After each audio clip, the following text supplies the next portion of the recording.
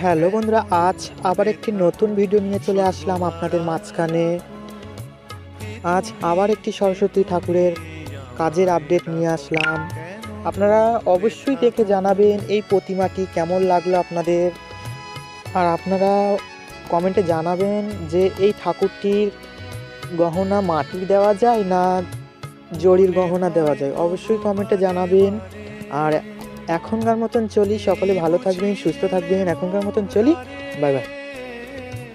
মনে হয় তবু বারে বারে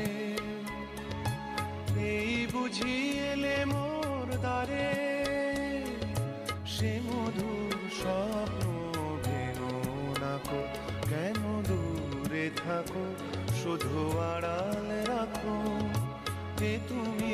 কে তুমি আমায় ডাকো, কেন দূরে থাকো।